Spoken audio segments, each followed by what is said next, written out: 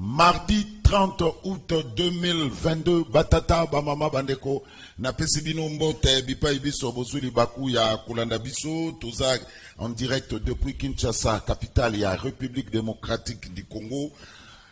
Vous en avez sur YouTube, sur TNT, puis sur Analogie, amis téléspectateurs, deuxième numéro. Il y a Canal Presse pour Napo Sondege Boyebi, Canal Presse c'est du lundi jusqu'au samedi. Une émission tout à fait spéciale. Ndenge Bomonaki Sport, amis téléspectateurs, Kalamingi l'invité est déjà là. Beaucoup soyez. Alors, merci Ndenge Bosa et Belé. Libosa ba etano na bino ike pour nakolanda le meilleur championnat du monde. Au Tobengi la Liga, Canal Presse, amis téléspectateurs, ceux qui vous sepela na émission à Lelo Bopesa, merci. Dans cette grande équipe technique au Yesunga Kabino pour Bolandanga na Bandaku dans de très bonnes conditions. Le stagiaire Nathan est là. Freddy Takidi qui tient de mettre toutes les trois caméras. Azana Bisso, Mike Amouaka na réalisation. Joël Pembele des retours après Matanga. N'exploitation. Pati Sumbu na YouTube. Qui pour tous les grands maestros. Azana Bisso pour la coordination. Sans oublier les directeurs Jolie Baswele. Amis téléspectateurs, une émission tout à fait spéciale. Nalobakango pour beaucoup de na ba message T. Canal Presse, c'est une émission, il y a débat contradictoire. Mais il y a des gens, où débattent, où la communication, ce qui est tout à fait normal, une seule condition, direction commerciale et Canal Kin, ce qu'on a besoin, les gars, Yomoko, sans débat, pour les la direction commerciale à Canal Kin, au foutu droit na yo, au les caillots moko, parce que nous avons bandé la koloba pour na boy, bah message bah n'absous ko kotawa.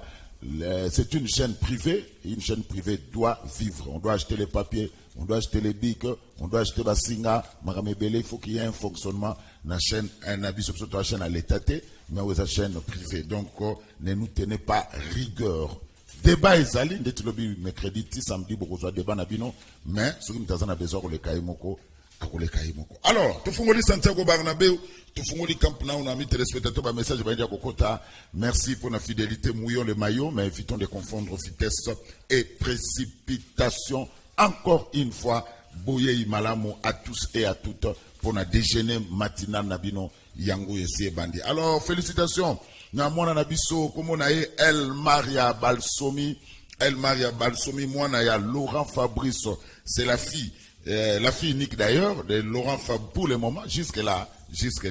El Maria Balsomi, la fille de Laurent Fabrice Balsomi, a eu un examen d'état, vous voyez que dans la période, il y a publication des résultats, il y a examen d'état, a eu avec 57%. Alors, El Maria Balsomi, félicitations aux ali papa, plaisir à Kosakanate, talaka biso tous parents, tant aux autres misambo, on pona moana. Ah, kende kelasi, il faut mon appel ça au cas résultat. Ndenge El Maria Balsomi, moi Laurent Fabrice Balsomi, il y a Canal Kin Télévision, animateur, il y a Tranche Musica, présentateur à Tranche Musica, présentateur à 100% Star, animateur, il y a Kin Matin, donc après Ngaï, Laurent Fabrice a ça déjà, beaucoup soyez na Kin Matin, El Maria Balsomi, félicitations.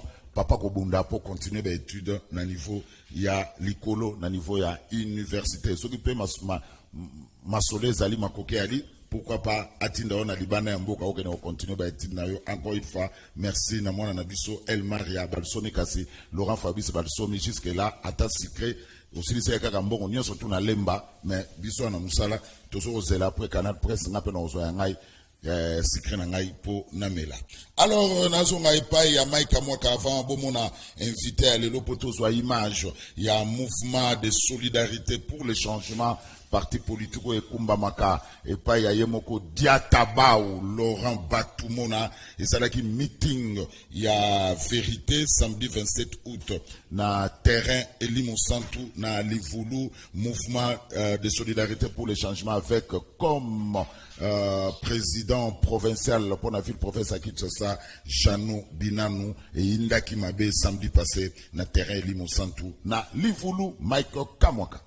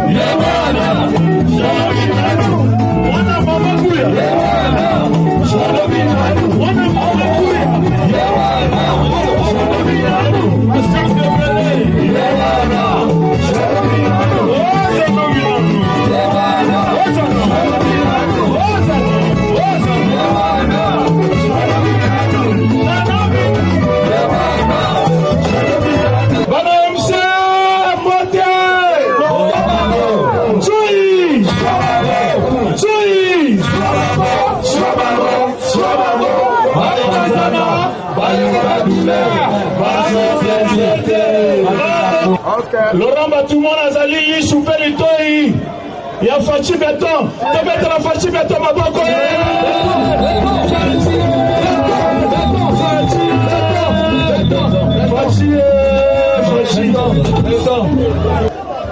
Mouvement de solidarité pour le changement et pendant depuis 2011 tozana âge tozali na 11 ans d'existence.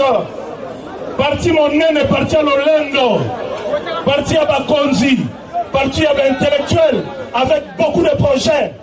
Boyebingaï, depuis longtemps, que Nazali Mouana Mabele, moyen total na bilembo to sala ezalité, bino na mitema na bino boyebi.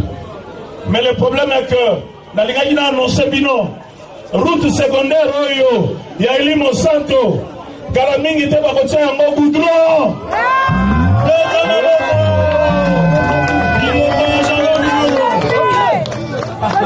Avenir à boulevard Salongo, pour les bâtir pas à Gigi, et puis Mala Salongo, va continuer à goudron. Avenir yo, et comme Bimati, na Zabat, et comme Kende na direction qui en fout, si na montu à érosion, va comme Bimisanoti na homme 30, et comme Zalana goudron. Maboko li susu, maboko makasi. On plante soki boke lelo bokomona banjenza wana bazali kosala na makasi ya faci beton atie misolo bakosala nzela ya homme 30 ekokatisa kisenso ekobima na matete tobetela faci beton maboko beton yango wana makambo ebele oyo etali faci beton eza na lisu na ye na litoi na ye ezali Laurent Batumona Diatabawe. Soutenir commandant suprême, président Félix Faci Beton. Voilà pour ça, vous allez payer aux avocats d'abonnement. Pour tous en majorité parlementaire. Ça va député nationaux. Ça va député provinciaux. Ça va ministre. Provinciaux, ministre du gouvernement central, comme sera gouverneur, et puis de voter massivement 100% président Faci. Sur mon candidat, je suis passé carton. Le papa est expliqué dans le bac. Et toi, on a pas ça. On a un mot. Au Boucanate, toi, on a pas ça. Na parti na biso to bimisa ba député oyo bakosalisa biso tala lelo tozali mingi te etwana posa assemblée provinciale ya ville ya Kinshasa ezala na 48 députés 30 bazala bana MSC.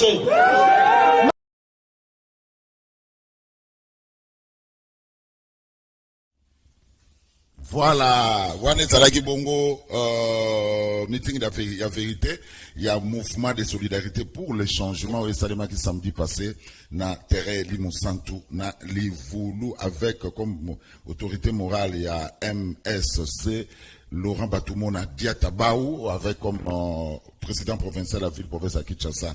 Il y a un mouvement de solidarité pour le changement Jano Binano Ndenge Bouti Kolanda. Alors, invité na biso Sakomaki, azana biso ami téléspectateurs Diabanza Zaliawa ya IDPS Mbote. Pevoye madame. Mbote, merci à Koyambanga Lisusu pour nayoki en introduction ceux qui mutalinga débattre la débattre. Nanobi yote. Santiago Barnabeu. Chez les joueurs à Makasio Bakoga Diabanza. Mais on a eu une communication par rapport à Combo Tozo mené dans le terrain et par rapport à Mateto à Bisoto Dingi. Il fallait nécessairement awa libosono poto mekako communiquer na makambo yo to sali et puis na makambo yo préoccupé biso. Voilà, donc on va parler d'activité na yo mingi penza na komi na Matete parce que ça Matetois de naissance d'ailleurs, on va passer en revue le phénomène qui fait tout ça tout passe le phénomène Koulouna, la rentrée scolaire, on va en parler parce que c'est le 5 septembre que lundi prochain que Ban va à classe, on va parler UDPS, comment est-ce que UDPS est géré Mboka et s'il y aura le temps pour effleurer quelques points d'actualité. Alors Diabanza, avant Tokota na masolo ya liboso, tout à l'heure activité moko sur terrain au salaki na komi na Matete zalaki tango chef de l'État akena ko visiter ba chantier au salaki fort ya Robert sa chef de l'État tourne na Matete akelo ko pour de Diabanza tozo ba onengo bundi pour na terrain moko na Matete terrain on a paraît-il on voulait construire morgue mais ça terrain destiné pour na football bobundi ti ba konti ba kibino boye ko récupérer ngo Mike Mwaka Diabanza en image. Ba matetwa pe matetoise déjà balobi non na spoliation ya ba terrain to pe espace vert na bango bota la neti awa na terrain chobo tolali tolamuki mutu moko aye atongi morgue terrain chobo bateki yango Diabanza mwana nene leader ya Matete atelemela yango ti akenda même kokutana na ba autorité lokola Assemblée nationale, ministère ya jeunesse, voire même na ba parquet akoma. Suite favorable ezalate. Notable ya Matete Diabanza oya yaki komona ngai na ministre ya sport. Ata sali H de Noé ekobukana.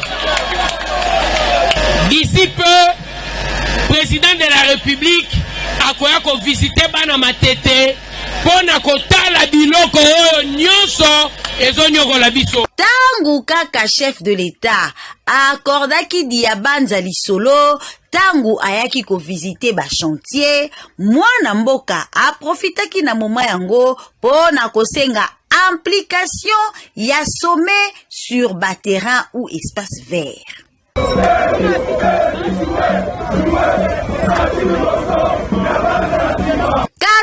14 jours après solution ezwami. Tracteur eye sous contrôle ya vice-gouverneur Jeko Kombulumba, pe secrétaire général ya IDPS Augustin Kabuya.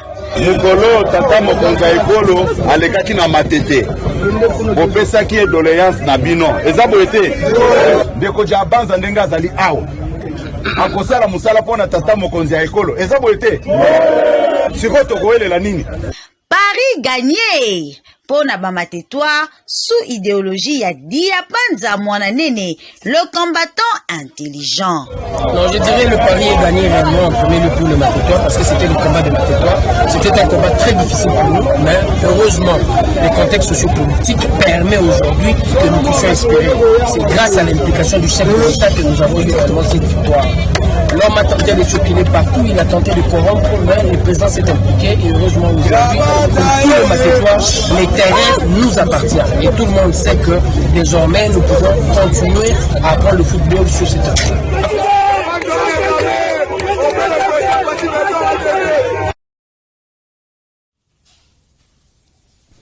Voilà.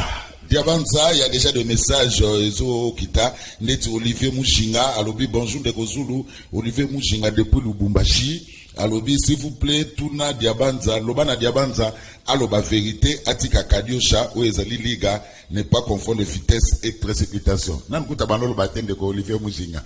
Bon, c'est là, nous. Là, message, banokota wa, Diabanza, campagne bali pono. Eza campagne, eza philosophie le peuple d'abord, eza campagne. Congo, c'est un pays où tout coûte réellement recouvre avec beaucoup de problèmes. Terrain wana ezala qui n'espace ya munene. Terrain Chobo, hein? Chobo, ezali munene ya munene. Même Chobo, tant à ça l'école, c'est une partie du terrain qui a été spoliée. Donc ezala qui en prise à l'État. Et de cette emprise à l'État, petit à petit, avec chaque régime, une partie est Kolongwa. Tant que Bissotoye, il fallait nécessairement la bêtise continuer, une autre partie du Soussou est Longwa. Et cette partie, il fallait Longwa Touroyo. Nous étions fort interpellés pour la simple bonne raison. On a encadré à football, l'équipe RCM, Naza, président, il y a club à judo le plus vieux, Ouragan. Je me suis dit, sans infrastructure, phénomène Kuluna et Bandara Rokendena Fuluka. Il faut nécessairement l'encadrement de jeunes. Et pour cet encadrement de jeunes, il fallait nécessairement tout s'impliquer. Équipe Nanga à s'entraîner à 15 ou 14 heures parce que nous n'avons plus de terrain. Même à TT, en prise et terrain y compris, on en avait 20. Nyon surtout, et ça, des sous-soutelélou. Togoza la spolié, Togoza tout cas, non, 2 ou 3. Et tu te dis réellement, bah, jeune, elle a kusakana na vacances, et ça passe. Bah, association, et comment pratiquement, introuvable. Ma vacances les acquis Ngongo toujours vivre l'association.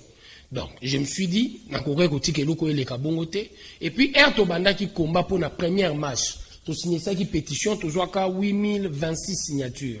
Na pétition ana to Banda qui ko bundela na no terrain au bateka kité. To zai ko bundela terrain municipal à Matete, terrain Kembo, ex-foyer. Voilà. Ex-foyer mutasombi la biso ngoza papa Mimil. Papa Mimil a sombi yango a pesi ba Matetoa. Et ça tout juste na Wenze, en parallèle na église catholique. Na église catholique en diagonale na bureau bourgmestre. Et tant où to bandi en haut to lobi ah terrain to zai ko beta bale ba didi ntimba ba bimiawa. Ba joueur belé a minene ba bimi na terrain wana foyer to talibango. Mais ce que lelo to zo betela ngo sous balete pourquoi ba tongi yango. Mais si il faut nécessairement accessibilité et ça sera possible pour Nabiso. Mais malheureusement, accessibilité est commis difficile. On nous exige pour beaucoup de terrain, on a 250 à 300 dollars. On a terrain municipal. On a terrain municipal. Et c'est la raison pour laquelle nous avons décidé qu'il fallait nécessairement initier une pétition. To bandi ko comme pétition, alors comme pétition tant que des verbes entraîneur moko ya asantena na chobo ye muto ya biso terrain au pesi bateki yango. Oh, bateki terrain chobo. Oh oui, bateki terrain chobo. Bon, te kango ndenge nini. Oh, bateki une partie, il faut nécessairement tout pousse à poteau. Je me suis dit, neti depuis la pétition ezalaki le 30 octobre, to sangisi yango na revendication initiale to zalaki nango. Accessibilité à terrain kembo, na non spoliation ya terrain chobo. To comme il a deux revendications. Le 30 octobre to sali première marche. Après la première marche, to meki suko ko tambo la autorité pour nécessairement to sensibiliser bango. Ministre à jeunesse, ministre à sport, balobi, il faut s'impliquer. Balata ba problème ya spoliation ya terrain sur le plan national. Mais dossier na biso ba ko memango pe na conseil de ministres. Chose faite. Toké Assemblée nationale, on a vu de députés pour s'impliquer. Toké parquet, tout ça, liba sit-in pour parquet, aya na suspension ba travaux. Et après suspension ba travaux, mouto a continué à bitumba, a meka qui cause sous gain de cause. Au azongi la kotonga, le 18 décembre, to lancé deuxième marche. Marche à Tours et na revendication moko, non à la spoliation du terrain Chobo. Il y a eu incident, moi, Babitumbo, Memi. Il a alimenté quelques jeunes pour Bayana Bitumba, mais Bana Banounou, Babimagi Telme Belé, pour Banounou, Linga qui morgueté place Wana. Et après le 18 décembre, on a dit le 17 janvier, il faut meeting de fureur. On a fait le meeting et j'ai dit au Matétois, Ate Mati, au Arche de Noé et Koubukana. Et le président va finir par s'impliquer pour dossier soit gagné. On a expliqué président que le problème de nos terrains continue de persister. Il faut nécessairement toujours gain de cause. Chef de l'État, a béni gouverneur, séance tenante, a ce gouverneur au regard de la loi. Bobouka terrain. Si le monsieur n'a pas raison, Mibeko Eloba. C'est ce qu'il a dit. Et séance tenante encore, j'ai exposé encore. Problème au Tozan en à terrain, Kembo. 250 à 300 $. Voilà. Le président lobby, que doit faire réellement l'autorité? Non, l'autorité doit s'impliquer pour Baïpsibiso. L'État doit, Nabato Batongaï terrain, 10 millions en dollars. Le président dit 10 millions, mais c'est beaucoup d'argent. Il dit oui, à Sengi, Premier ministre, impliquez-vous. Toyeba aussi, dans la mesure du possible, que doit réellement faire l'autorité pour terrain Wana Soussou et Zongi là-bas dans ma tête. Pour ce terrain Wana Zongi là-bas dans ma tête, 2023, je vous assure, le Matétois, Baozala, Yako Sepela. Voilà. Voilà, par rapport à terrains municipaux, il y en a eu au total 4. Il y a terrain municipal, il y a Barumbu. Comment on dit? Terrain municipal à Barumbu. Il y a Kabinda, il y a Matete, il y a Delfo, Bandar Koutou, Batrafo et Katana. On ne comprend pas. Qu'est-ce qui se passe d'abord dans les 3 terrains municipaux et comment opérationnels? Est-ce que l'État, ça n'a pas pour 250, 300 $ pour Batoubabe Tabale Kuna? Tu comprends, raté? Bah, éclairci, par rapport à terrains municipaux. Oui, Diabanza. La Comela qui a IGF. Oui. J'ai écrit, ils m'ont notifié, ils ont accusé réception réellement de mon document. La Comela qui IGF, na Sengi Bango, qui t'a enquêté. Sur les terrains municipaux, surtout le nôtre, parce que moi je regarde en premier lieu ma tête, mais toujours ça, toujours t'as la paix dans la mesure du possible, n'est toko créer dynamique sur le plan provincial pour Moutoumoussou Super Bundelango. L'encadrement de jeunes doit être pour nous une préoccupation première. Voilà. Ce qui toujours ça là yangote, bah jeunes n'abisso tellement bazala en énergie, na dynamisme, déviation koya ndenge toujours mon akulona. Merci. Alors par rapport il y a terrain municipal à Bandal parce que Diabanza lobi ya zolo bela oya matete ngape na lo bela oya nga ya Bandalungwa. Qu'on nous dise un peu pourquoi Nisala et Katana na terrain municipal Yabandal. Jusque-là, personne n'est capable de répondre. Les lots terrain municipal est comme Kermès. Kermès est autorisé à terrain municipal Yabandal. Alors, tu comprends, qu'est-ce qui se passe dans le terrain municipal Yabandal pour Nanini Nisala et Katana? Très baraté, puis nous avons fait sa réponse à Zalaraté. Mais tu dis qu'un jour, nous avons fait un Fatiboué. Non, il y a des comme terrain municipal à Bandal. Alors, nous avons fait lobby, nous avons fait Diabanza, mais Keban de Gozulu, comment tirer à terrain, au moins, on se fait tout le monde, nous avons fait stade du 20 mai. parce que Congolais ça la rende moi en réalité ça du vraiment obégaté pour on a bena et qu'on réfléchisse mais Ndeko Zulu stade du 20 mai oui bakote kango comme ouais on est dans un pays où batu ba meki nyonso to moni même makambo bazo meka ya omekate pourquoi na lingina intervenir na likambo yo pour muto ya kobeta na stade du 20 mai faut ba terrain matete zala faut terrain bandale zala. Et s'il se fait que ba terrain wana nyonso tout ezali susute tokusuka wapi, il faut en premier place où tozo créer ba pépinière ezo former bana, il faut ezala ceux qui ba pépinière ezate nous serons en discuter dans l'avenir pour tous les sous na ba joueur a minene lokola ba mputu trésor bambala mbuta biscotte eza po ba terrain quartier ezalaki nde ebimisi ba grand joueur lokola ozomona ba lelo mbele ba loi donc nous tenons à ce que ba terrain wana ezala lisusu. Merci. Alors il y a déjà beaucoup de réactions parce que l'émission est interactive. François Matamoussoula alobi diabanza pour la lutte ya terrain ya matete félicitations makasi ndengo bundi na bandeko mususu na sepeli ndeko mususu Dianinga Joachim alobi bonjour ndeko Zulu lelo toyoki pe tomoni ke président de la République Félix a s'impliqué pour la makamu ya terrain ya matete mais pour na zandu lelo bakoma kowanga na ke Félix a s'impliquaka bon na évité ndeko nono bosenga lobi ndeko Zulu yebisa diabanza nous sommes de cœur avec lui na bitumba oyo azobunda pour na bana matete toko soutenir yeti na suka ya yende konono bosenge depuis Lubumbashi. Voilà donc il y a déjà des réactions de Komoko Gabriel Ange ndeko Zulu félicitations à diabanza na zota dabino depuis Belgique. Voilà. Alors, Ndeko Diabanza, je crois, le terrain, Tsoboé, récupéré, les activités sont donc normalement. Activités il avait spolié une petite partie pour abéner entraîneur à l'obin avant aussi sous potote, mais biso de l'obaki, tout ce qui est réellement domaine du terrain et éthique à la Rosimba Maté. Et loin de cela, je crois, ici, il y a eu implication du chef de l'État, ça c'est vrai.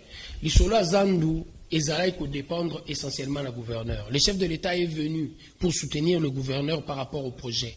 Mais il s'est fait que jusqu'à ce jour, projet wana ezako tatabana eko tardé. Ce n'est pas un projet où le lot ozana le koum ya robeta devant ba congolais que bota la zandu ndenge to sali. Oui, salité ezalaki. Le gouverneur a assuré, il y a eu une banque qui s'est présentée devant le chef de l'État pour dire que Yemutazo portait projet. Mais jusque-là, rien n'a bougé. Et rien n'a bougé, je crois, les études pour la construction, la destruction, et posaient réellement problème. Et de cela, j'estime que, porteur à projet, d'ici peu, il va nous rassurer qu'est-ce qu'il y a au juste par rapport à l'Okoana. Et moi, je suis de cœur avec tous ces mamans. Pour ngai natangi na mbongo azandu, nga personnellement, natangi na mbongo azandu, maman n'a pas besoin de zandu pour foutre dans la classe. Je suis d'avis, même si on parle de la gratuité, so ba maman na bazate, na tissu économique et koufaki, classe moyenne et raté, na fonctionnaire auto popérizaki, salaire auto kuta paraît dérisoire, je me dis, ba femme wana ba joua rôle yamunene pour les lobbies surtout à la batte. Voilà. Donc je suis de cœur avec eux. Voilà. Et ensemble aussi nous devons faire pression pour gain de cause et Zouama, ville province Ezaya Mutute, Ezaya Bisobaso. Voilà, ndeko Norbert Pirambour walobi ndeko Zulu tunelanga pa diabanza nani ateka kabatera l'état alors que IDPS n'était pas pouvoir. Je crois quelque part le président l'a dit nakasa imoko Ezaya kokufa. Nakacha mboko yo eza même soni koloba qu'il y a eu implication du chef de l'État pour na makambeta terrain.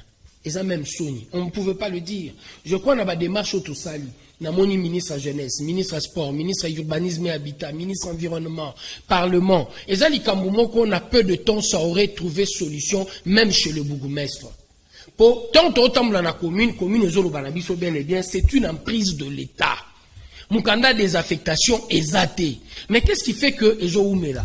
Il paraîtrait il y a quelqu'un qui se disait que Aza propriétaire à terrain en Agnan surtout, il a eu la chance d'être greffier et je ne sais pas s'il était accompagné par des ouzis, des magistrats pour Assala Rababilo Kabongo.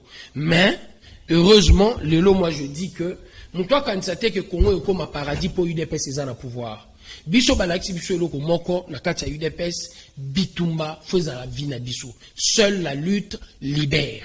Et la lutte libère ne veut pas dire qu'on arrive au pouvoir lutte et si lutte et zali. lutte eza contre les antivaleurs, pour inversion des valeurs. Et comme il il faut supposer aux Congolais à la valeur. Donc, et je crois, cet exemple peut servir au Congo tout entier, na Bandal, na Barumbu, batubate les mapé, pour n'engue toujours continuer bitumba na tikité, toye basiko bitumba ya terrain, kembo accessibilité, aux alolenge nini. N'engue pe sous toujours préparer bitumba, na makambo etalinzela. Tozana 8 km, faut le Matete, et Kotati en tendance. Et de ces 8 km, 2 km Salama. 2 km Salamati, le 6 km et Salamarate. Et le Rwanda ko désenclavé qui s'enso. Mais, Missa Levanda. Missa Levandi, tu es bitinate. Nous sommes en train d'enquêter pour te batinani Missa Levanda. On est en train de vouloir faire signer, d'initier encore une pétition pour la pétition Wana. Et Mema Kolongola. Enclavement Oyo qui s'enso Zanango. Nakacha kombana, je crois quelque part. Au lobate que toti kango po UDPS ils en a pouvoir. Mais toujours ça là, on peut tout sensibiliser. Nabakolo qui s'est sobaye barake. Partout on mène de combat. Même aux États-Unis d'Amérique, ça s'est fait. Même en France, ça s'est fait. Sauf au moment où l'Oromoro a intérêt d'ordre communautaire, et là, faut ôter les mélanges. Tosuki pe wanate. Tozasu na bitumba mususu tozolanda pour na terrain GD, pour na biso GD à Lemba. Et koza na komba chibala te na eke kwa chibala pour aza muto abalete. Donc nous estimons quelque part il y a quelqu'un qui a servi réellement Lemba na maramba bale et ça Modogo. Modogo a encadré pratiquement tout le monde. Mutu nyo surtout ayebi asana. Musala sali na kati ya Lemba. Et na musala mutu asali Togo reconnaître Ramutu teka pour comme au sommet de l'État. Faut to reconnaître Ramutu pour un service rendu à la nation. Neto au monde en États-Unis lelo na Capitole Abraham Lincoln. Bachayewana aza président de la République, mais bachi ba président. Mais tu n'as pas rendu de service dans la nation. Être premier ministre ne veut pas dire que tu as rendu service. Tu as fait ton travail.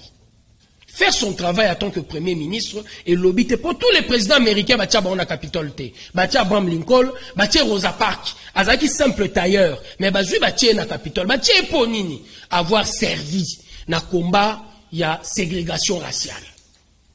Mais abundi ne peut na premier planté, mais netika kombe utaka na ye, ba ebisi ya telema na bus a boko telema, ba Martin Luther King ba bandi combat, on a dit le courage de la dame, il faut au saluer, il faut au kendene na capitale. Donc, moi je crois quelque part, Mboka Fezarabongo, Modogo ce n'est pas n'importe qui. A assumé ma fonction minénité.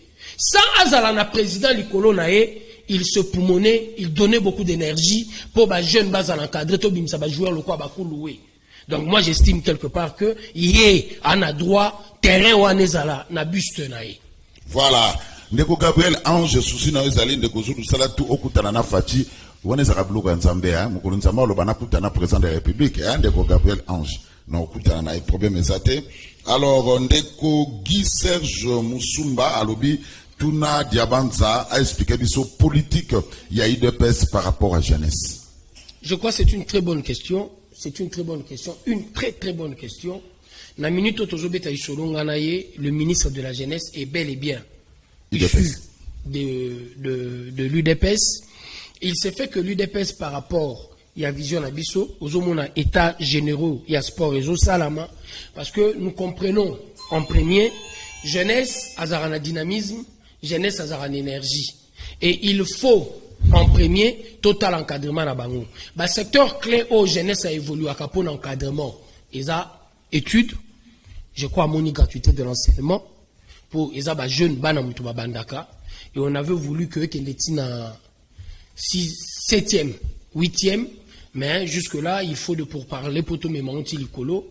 Et en dehors de cela, par rapport au état généraux et sport, il faut une politique des sports. C'est tout côté, on a pénal fondé, basana qui sentent vraiment, en tout cas, pas même ça, ça m'a malonga pour sport, on a ce matin. Politique de sport, on a un autre, on a un coup de thé pour, comme matin, on a conséquences. Mais pour conséquences, il faut encadrer, bah, meilleur, ou les jeunes. Il faut nécessairement, dans chaque commune, tous à déjà dans la compétition communale. Et des compétitions communales, soyez certains, bah meilleur bah bima poto qu'il y a la compétition en district, compétition en ville. Et de toutes ces compétitions, le jeune bah a tellement occupé et ils a difficile au moins na bango ici, na déviation haute, aux vivre na makambo Italie kuluna. Voilà. Alors, Diabanza Outi ko effleurer les camarades gratuité enseignement le 5 septembre bana bazozonga classe, ça sera la rentrée scolaire. Est-ce que tout est prêt? Je ne saurais dire directement que tout est prêt pour les enseignants. Baza, na ba revendication bazaï ko sala, il fallait nécessairement sous bakota na ba pour parler na autorité de tutelle pour bailler par rapport à second palier. Qu'est-ce qu'il faut faire pour l'enseignant? Il faut pas toucher ndenge bayo kanaki na l'État et d'ici peu je crois nini pour parler ils ont fait ça fruit. Il y a Malamu et en dehors de cela il y a aussi un autre élément. De l'autre côté les parents. Les parents, la majeure partie de la population congolaise est salariée. On a à peu près plus de 70 à 80%. Il y a jeunes, il y a Congolais, au hasard, na chômage. Il faut en premier, tout bandana au résoudre le problème. L'essentiel, la vie à Batouzan informel.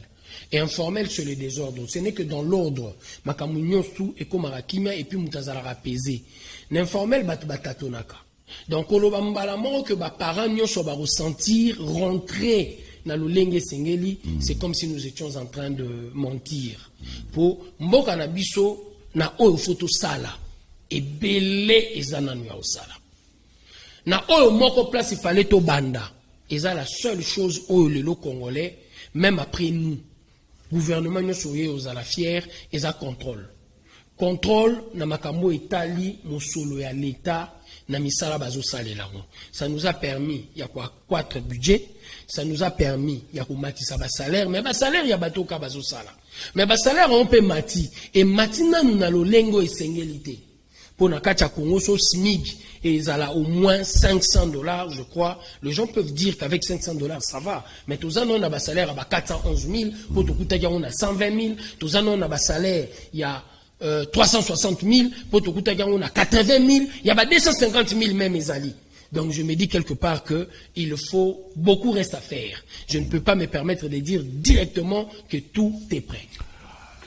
Il y a des gens qui ont dit que la gratuité de l'enseignement est un échec, comme Franck Diongo. Réaction à Diabata. Je crois Franck Diongo, n'est-ce pas, à 3 ans, a sali 3 discours. J'ai dit bien 3 discours. Tant à Bimina prison, a remercié le chef de l'État, a sali à peine à dialogue. A Zolingato dialoguer.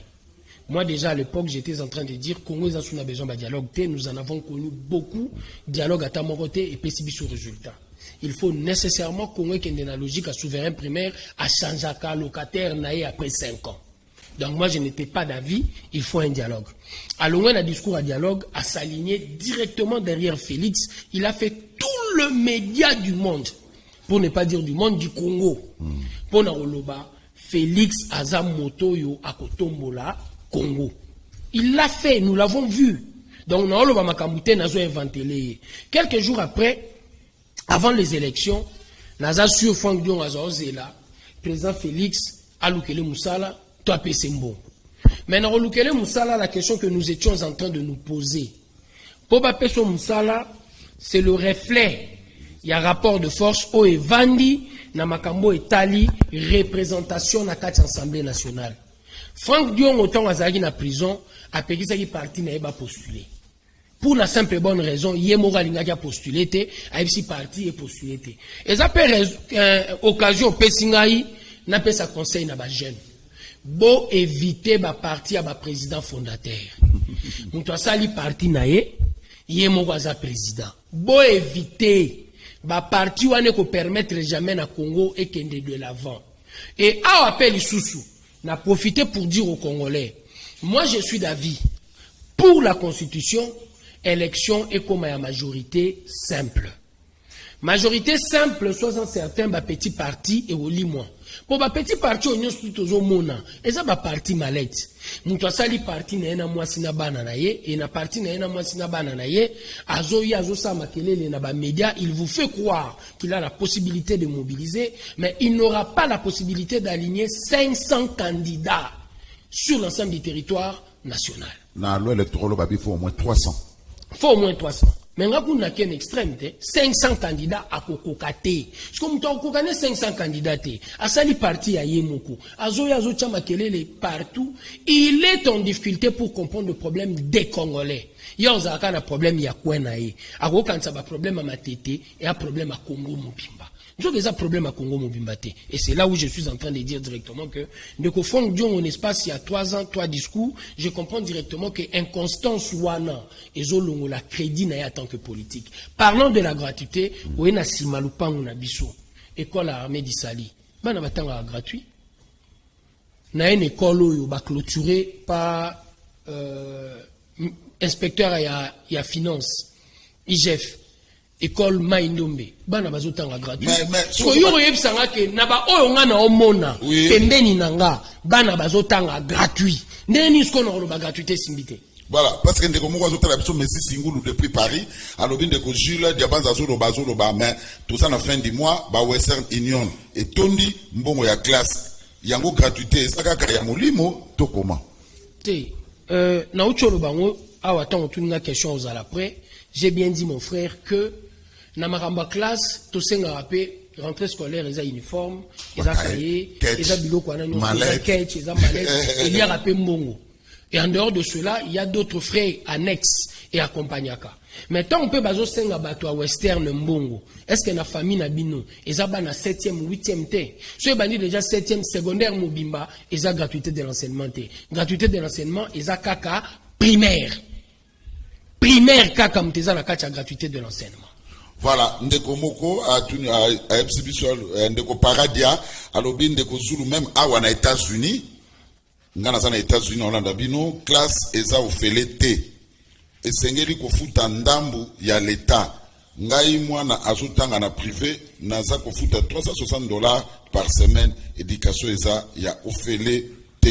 Voilà, alors Diabanza peut évoluer, il y a un phénomène qui fait mal à la tête, qui met tout le monde mal à l'aise, c'est le phénomène Kuluna. Diabanza, on ne sait pas, mon colonie, le phénomène wana écossais là. Angenga, Boulou, tout ça, Congo Kala, Natango ya Luzolo Bambilesa, Tangazaka ministre de la Justice, mais Toyo Kango Lissousouté, Mike Kamora peut ça image à illustration, Outala, Ndenge, na terrain, Giputezaki na terrain ni Miko Kendaki, na Gombe, na terrain à Gombawa, et Sika va présenter qui au moins plus de 700 Kuluna au bazo monde ça va tout passer na Kinshasa et ça là qui passe mais comme extrait présentation ba Kuluna gouverneur Azalaki présence à mes professeurs Azalaki général Kassoum t'a présenté qui bango tout le monde.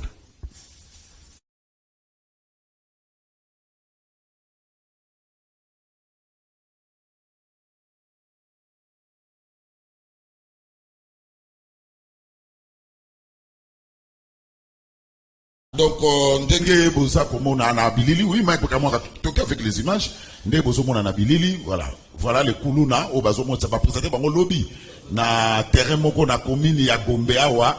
Donc c'est très malheureux et puis parmi Miko notre reporter tala o nzoto mobimese baby na ba tatouage. Donc parmi bakuluna wana reporter na biso Miko njo la soki ba image azala kwana alobi il y a même des mineurs.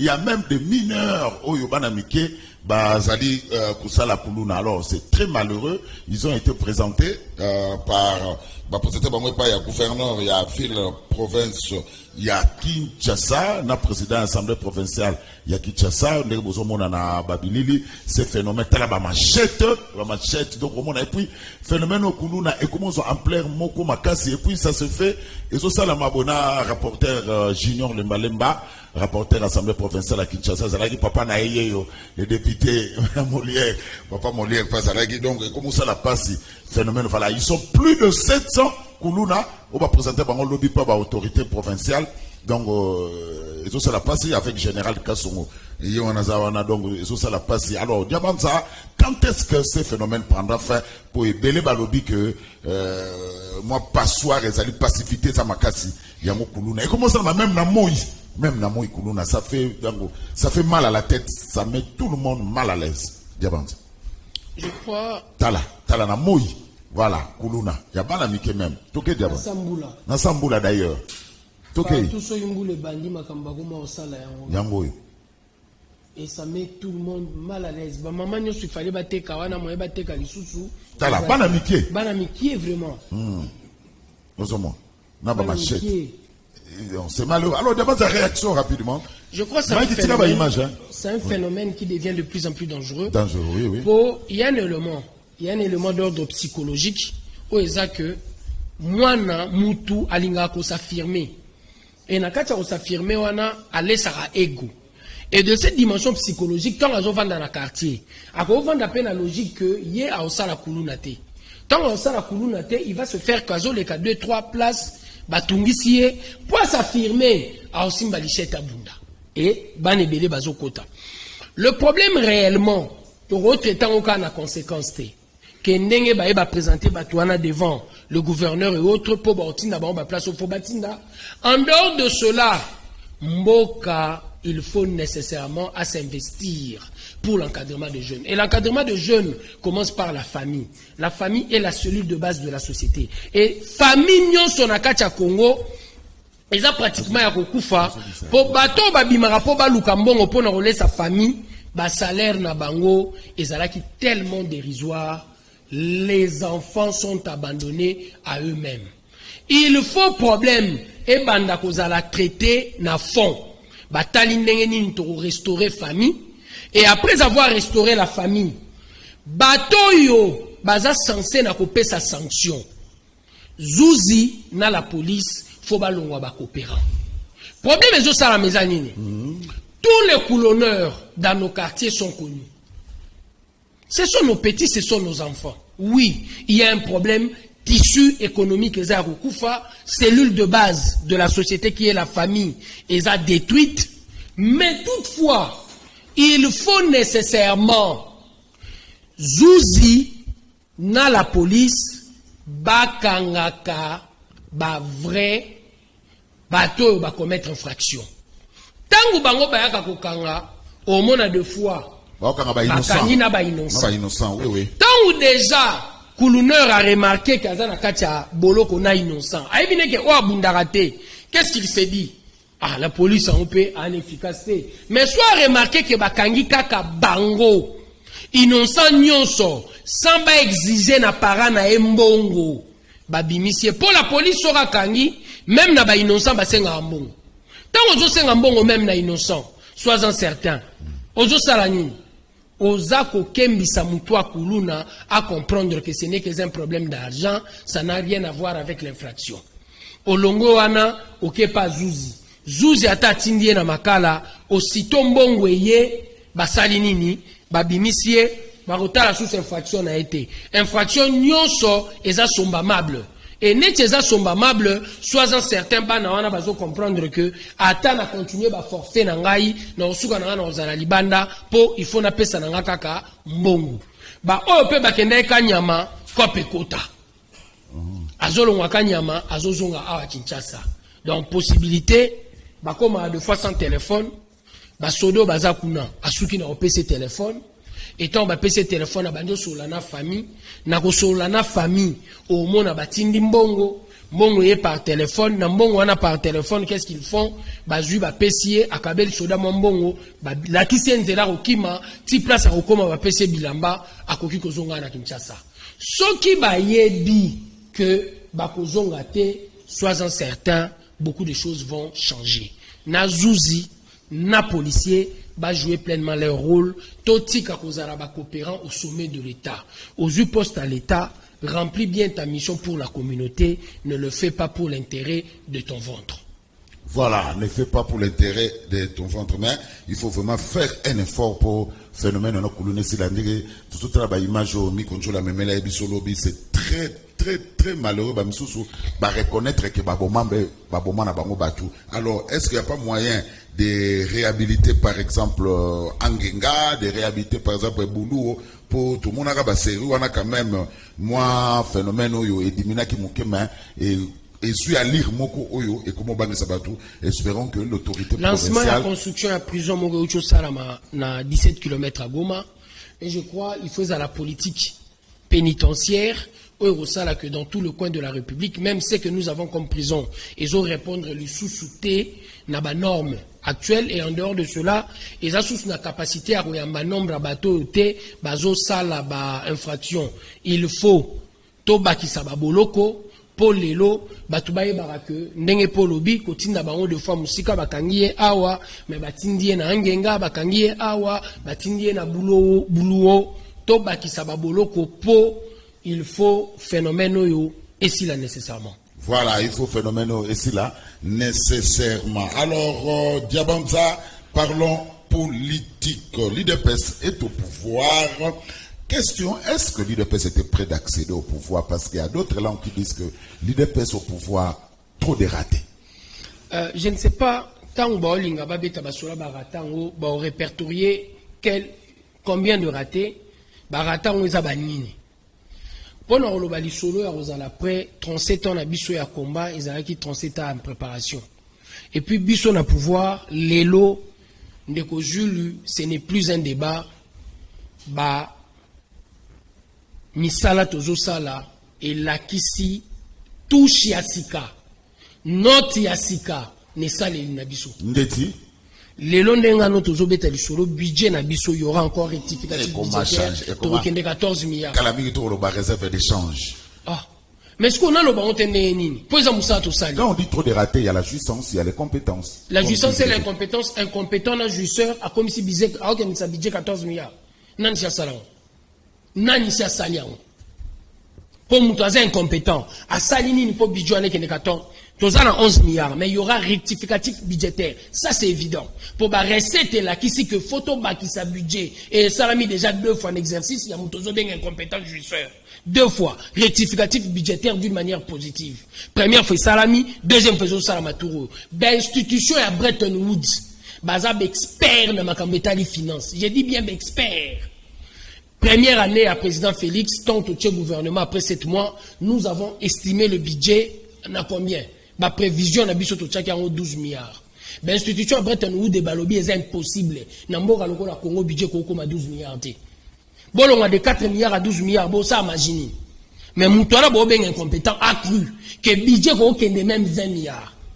Année prochaine tant to kabwani na FCC cash pour ba blocage ezaraki, to tindi budget 11 milliards to atteindre. Tozo atteindre le budget 11 milliards. Non seulement tozo atteindre, tozo les kango. Mais l'institution à Bretton Woods de Boya qui soit incompétent, à koki ko mona, ko le kana Banque mondiale na FMI. Incompétent. Alors, Diabanza, vous qui étiez les donneurs de leçons pendant 30 ans, 32 ans, vous êtes dans l'opposition. Aujourd'hui, IDPS n'a pouvoir. On assiste à des arrestations arbitraires. Il y a des politiques, il y a des journalistes, des règlements de comptes. Il y a un acharnement, il y a un acharnement comme Zoé. Il y a occupé sous que il y a moi si Jeannette Kabila a aussi menacé pour nous déguerpir. Alors, l'IDPS, vous qui avez donné beaucoup de leçons aux gens, l'élo n'a pouvoir beaucoup de système à règlement des comptes, arrestation à politique, il y a des journalistes, il y a des déguerpissement, il y a une inspection, n'enge IG FESA, tout à l'heure une inspection générale, il y a territoriale. Au Moussala Nangweza, et à la Ramakambezo Salamanaba province. A créé service Morokati Naye, Nakati ya Elokwananga na lobby. Inspection générale ya territoriale, un service moi créé à Katinaye, au Etali, Kolanda patrimoine, ya l'État.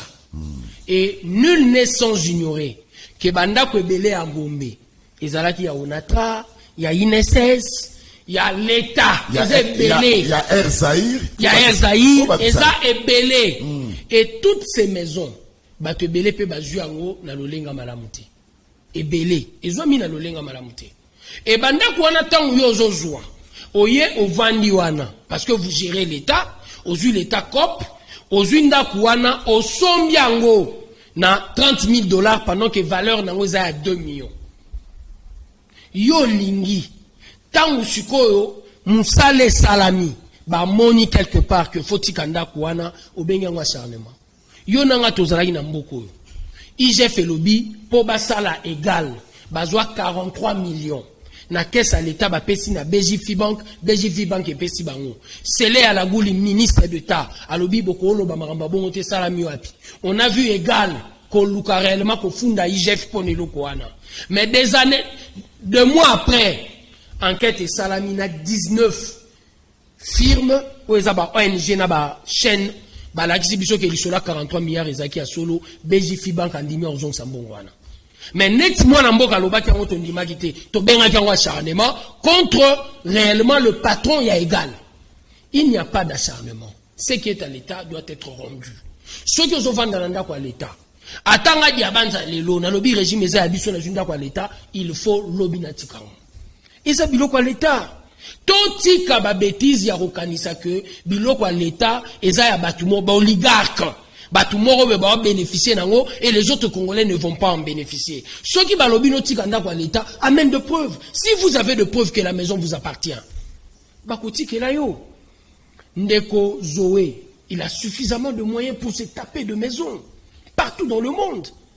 Mais est-ce que il faut kaka au s'accrocher nanda kwa l'État? Ndeko Sadara c'est nanda kwa l'État. Juba ebisi abima bukina bakaro. Malgré ça, il misala, ouais, misala, mais il n'a l'État. Abuka na bakaro nanda kwa na.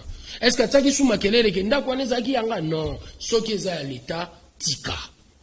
Alors, place oyo zwaki à l'État zongisa osombakite. Alors, Bino, vous étiez le champion à critique quand vous étiez à l'opposition. Même il y a une injure. Oh, biso to finga nani. Même il y a une injure. To finga nani. Vous êtes champion, mais on a remarqué que Bino Boningi critique. Il est pèse Boningi critique à Tamukete. Quand on vous fait des critiques, ça devait des arrestations. Le chef de l'État avait dit, non, quand on a Bakacho à Aner, mon colonel comme à présent, nous avons ça là comme président, mais Bakacho à Aner, Jimmy qui t'a passé 10 jours, na Aner, Diabanza. Tu ne peux pas nous expliquer cela. Jimmy qui t'a passé 10 jours. Na personne m'a pas pu inviter. Kokanga Bakacho à Aner, et le but est que Aner soit tika pour fonctionner.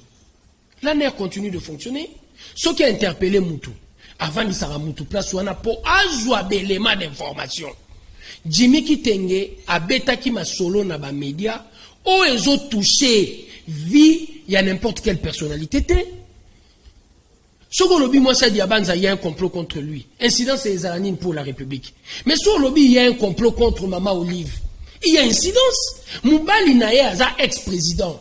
Ko bomba ba ex-président na mboka na bino. Eze loka lokumu. Oyebi ponini.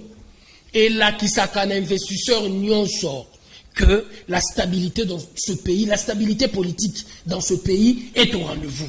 États-Unis aux Otalango lokola mboka à cause à la lelo na 5 ex-présidents. Afrique du Sud a bandi l'isola démocratie 94 premières élections, lelo non, 94 premières élections multiraciales. Lelo a à peu près na 4 ex-présidents. Mais au Congo c'était un pays où le président Banganzamaka. Tous un ex-président, yo lobimba la moko, moi sinaye, il y a un complot contre lui. Et bengition na ba service à ANER pour payer sa bango éléments d'information. En quoi c'est une infraction? Ce n'est pas une infraction. Toye bakosa la différence entre critique na kofinga. Ndeko Zulu, nous ne pouvons pas encourager les injures, quel que soit le parti politique. À tous en opposition. Mais vous êtes le champion. Na tunio, na tunio sikoyawa. Na ocho tunayo. Tofinga nani na liloba nini. Les gens sont en train de confondre. Les gens sont en train de confondre. Non, tant que l'autre phrase Mouroya Moukié. Tshisekedi le père. Pour dire du Rwanda avec Kabila, talandenga associango. Partout nazako tambola, batu bazako lobanangai, zongisaye na Rwanda. Ce n'est pas son engagement personnel qu'il est en train de mettre en avant-plan. Il met l'engagement de la masse. Et la masse... Gilles Moniere, c'est un individu. Maman Mabunda avait réellement le droit de porter plainte contre Gilles Moniere. Elle ne l'a pas faite. Procureur, ce qui a moniqué Makambu, Gilles Moniere à Lobaki est un caractère infractionnaire. Il faut assaisir. Tu ne vas pas demander à l'UDPS de faire le travail de la justice. Et on s'en a absoté. Infraction commise par Jules Moniere, ce qui a fini Ngadi Abanza. na ofunda ye. Mais est-ce qu'autant aux autres à Maman Mabunda, Gilles Mounier ne critique seulement pas Maman Mabunda, il critiquait aussi le secrétaire général Augustin Gabouya. Nakat a eu des pestes critique. Combien de gens au sein de l'UDPS a critiqué? Combien de gens ont critiqué la hiérarchie du parti? Injure est tout à fait différent la critique. Nakat a eu des pestes, critique et zara tous les jours au rendez-vous. Tu peux critiquer le chef de l'État par rapport à sa gestion du pays. Nakat a eu des pestes pour bien noter. Ça, c'est un parti qui nous appartient à nous tous et ça appartient à président fondateur. Est-ce que l'UDPS peut nous faire rêver? Parce que vous promettez que RDC est comme un Allemand d'Afrique, l'essentiel, je te dis très bien aujourd'hui au plateau, l'essentiel, il fallait place to Bandela et Salami. Problème à Congo, depuis Mobutu, et ça là qui est le Moko. Mobutu a lobby, on a un discours, la corruption. C'est la gangrène. Kabila a l'obiango. Mais biso toye une solution. Quelle est la solution? IGF. Contrôle avant, pendant et après. En amont, pendant et en aval. Et ce contrôle permet à ce que to beta bisola bidjo tozo betanga na yo. To sali déjà essentiel. Et ne loko to sali subasma idewana. Et ça sous héritage na côté. Même mouto a pouvoir après. À comprendre que par l'IGF, il peut accroître les recettes. Et tu ne peux jamais parler de développement sans chiffres. Il faut bandana chiffres. Alors, pour ça, Fatih aura un deuxième mandat. Et l'Okoni n'est que poussé par Congolais, ça, Fatih deuxième mandat.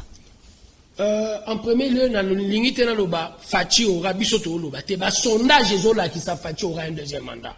Et ba sondage wana nyonso. Tant les autres na ba Congolais wana ba yebiti na ba zoloba, il faut encore Fatih. Et l'autre liboso ba remarquer la volonté politique. Déficit à Maï Tokuti na Mboko. Et ça 5000 mètres. Mais Bokouti, il faut qu'on dise ça. Ozuti kangate. Oui, que bozo le la pétro. Vous avez besoin de comment? Alors, éviter le passé, parce que les hommes passent, les institutions restent.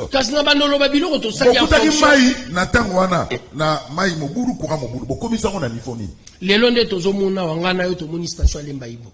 Ndenge tozo sur la station tozo salama.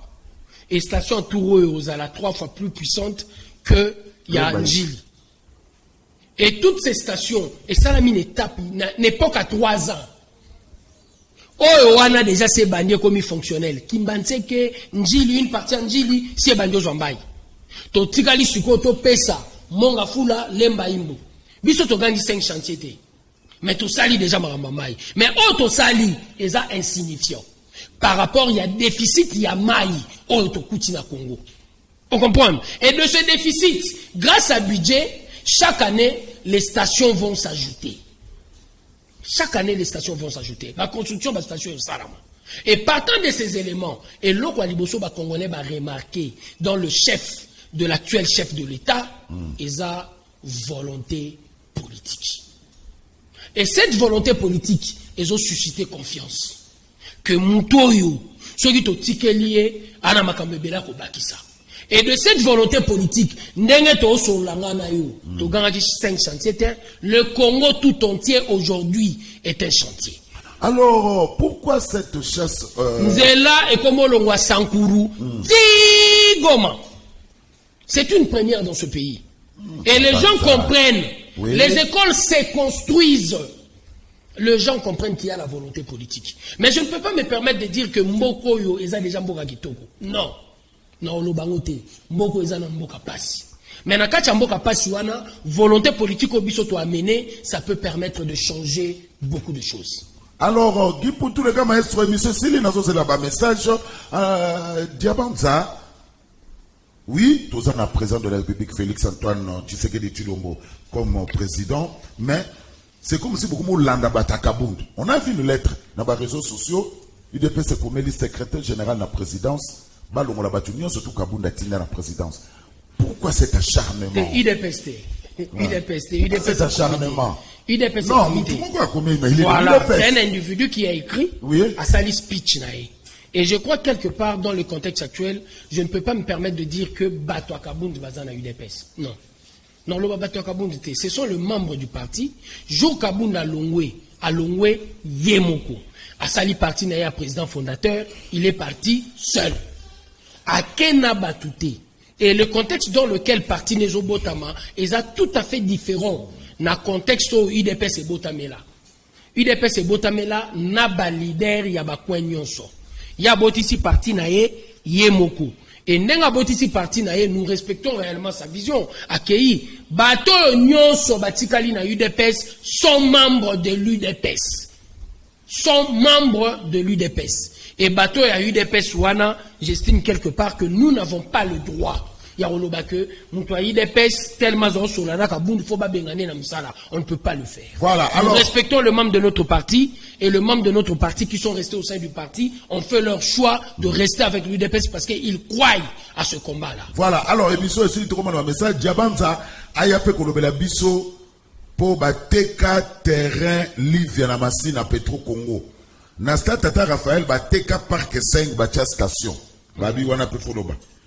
Pona nini oyo azosala pona kotelemela ba terrain azosala yango te pona Bunagana. Et là le biais est réellement important. Et ça tellement important et profond. Oui. Pona nini est important et profond. Ça nous permet de comprendre l'importance de la terre. Et de l'importance de la terre. So pa tamboli on a déjà ba banderole na matisa ki pona guerre ya est. Oui. Mais eza nini soki mutu ayebi ko bundela terrain ya pembeni te a ko bundela terrain o eza na goma te. Et là, dans ce que je suis en train de faire, les exercices tozo kotsa na congolais nyonso ayeba ko défendre droit na par rapport à Mabélé. Et sois-en certain qu'on va faire appel maintenant à Makambo Etali même Bunagana à otara que appel réponse et Makasi.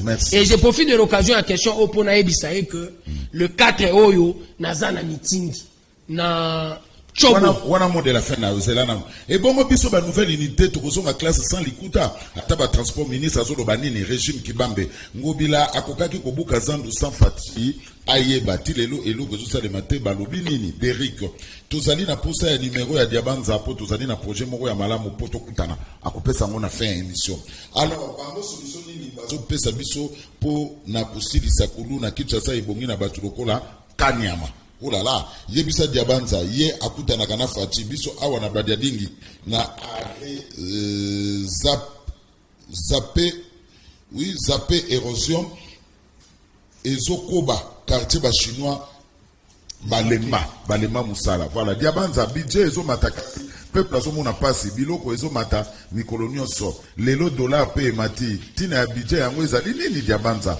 Félicitations à Diabanza pour la cohérence et la réponse à bien prof Janko Makengo. Il est pestant au Bozalaki dans l'opposition, Bozalaki va champion à injure. Le lot, beaucoup mis va donner des leçons et ça passe.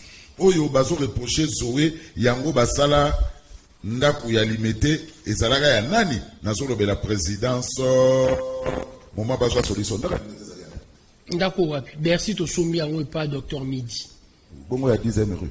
La 10e rue au wapi. Oyo ya ba président de la République. Oya président de la République. Oya Bango, papa Etienne. Ah, oya président Tshisekedi. Voilà. La seule maison où ba betali solo na una conférence nationale. Bazana histoire te, les aranda kwa Gombe. Les même da kwa limité. Mutupe ayaka ki na ça concession ba ya Air Zahir. Ya Air Zahir na secteur wana azala ipe na mapango. Mais ce qu'on a ebiso li solo oyo ba beta lupangu. Net kotaka na commission bien mal acquis pour le président Tshisekedi et Zalaranda Kouya Gombe. Preuve à l'appui, le président Tshisekedi a fait voir à tout le monde. Et il a demandé même, Nangongo conférence nationale les gens salama, Nanda Kouana, Moutoua Zalali Sousouté, ti, ba preuve ko pesa ma. Soke salami ke Zanda Kouna été, a zone c'est l'État. Et bah tu vas vendre Nanda Kouana pendant 12 ans. Preuve. Et mon anikara que ezaki réellement ndakunaye et a récupéré ndakunaye. Voilà. Alors Diabanza nao tout ici nazo l'action image moko Jean-Pierre Bemba tout fait tout flamme na Grand Équateur Mike Kamaka Tokei Diabanza tout le banini l'union sacrée se met déjà en ordre de bataille pour les joutes électorales il y a 2023 Jean-Pierre Bemba tout fait tout flamme na Équateur. Totiki maboro tebiso. Faut comprendre quelque part qu'il faut travailler. Et na lisanga Torolonga. Tozana président Jean-Pierre et avec le président Jean-Pierre, toujours ça Moussala pour tout à la ndengenini, tozwa non seulement présidence, mais majorité parlementaire, il y a des préoccupations première. Pour de cette majorité parlementaire, nous aurons la possibilité de travailler de fond en comble le problème nyonso gangrené société nabiso. Bitumba tozo mené à Makasi Yangwana, président Jean-Pierre Alobi pour une première na kwa libenge ba mona kuna. Donc la volonté politique qui est, ce qu'on y a ok, ça va quoi non, ba moni courant pour la première fois, va voter président Félix T. Diabanza, merci. Alors il y a Julie Tabala, Alobi Diabanza, le futur homme d'État. Voilà, Babi, le futur homme d'État. Alors, Diabanza, M. Sili, message à Souka, na numéro na obat bazo ko senga place aux homme politique, au Koro Lobani dans 60 secondes. Numéro Nangaï 085 22 65 005. Bandela 085 22 65 005. Et pour Namakambo établir réellement mot de la fin, je dirais aux Congolais, il faut y croire. Bissonio Souto Michala Maboko, homme politique et belé, a tendance, même la Kachali de Pes Batabon Bazali, au Bazo quand ça soit jouer responsabilité politique et comme COP pour Nalibomunae. Il faut mener combat contre Bango, il faut dénoncer Ramabe, place Toza, Pomabe, Nakachamboko, Foué Lungwa. Inversion de valeur, faut combattre Ango. Le 4 septembre, dimanche, Toza na meeting, Yamunene, Namatete, secrétaire général Augustin Kabouya Kozala, Bate Bele Bakozala ya parti, Giba où tout le monde sera là pour te l'unir réellement, te remercier en première implication chef, et puis en plus, to la Kisana Bamate toi, que vivre en communauté, et c'est là que vous permettre Bisso, to gagner. On a besoin de cette communauté. Venez nombreux répondre réellement à ce rendez-vous du 4 septembre, Oyo, il y a dimanche Oyo. Merci Diabanza au cadre il y a UDPS, merci. Merci Nabino Nde Bozake Belor Landabiso Zaki émission tout à fait spéciale. Ndena Lubiango, la chaîne doit vivre. On a besoin de la communication. Il y a Lobi qui n'a pas na canal presse, la communication Ngamoko. Il y a une seule condition, c'est passer au niveau de la direction commerciale. Alors demain, débat comme d'habitude, si samedi, donc vous reçoit débat comme d'habitude, mais par semaine, on aura au moins des émissions spéciales, 4 jours, pour un débat na Bandeli, la chaîne doit vivre. Merci à cette grande équipe technique pour dans de très bonnes conditions. Merci à Mike Amwaka na Bandeli sur comme on a baro Mike Amwaka Joli Baswele Giputu le grand maestro Koupar Bolaina Reta Yarosaranate Freddy Takidi merci. Merci quand même na mon Yolo à Reta, ba mon avec club ba comment recruter ba vétéran. Mais recruter des vétérans avec le. Mais félicitations Pena les Maria, moi na ya Laurent Fabrice. Ah, El Maria. Il faut et puis na EBC continuer classe Koukata place. Koukata classe. Laurent Fabrice, moi na continuer à l'université à Katate. Alors, d'abord on appelle ce numéro, on appelle ce numéro 085 27 77 966. Et ce numéro là, il a mal à la Tibichelix mode. So bengi o reçoit Fifi Bachala. Ba ko tongelo ndenge de ko sula lati. Botika la malamu tukutani lobi.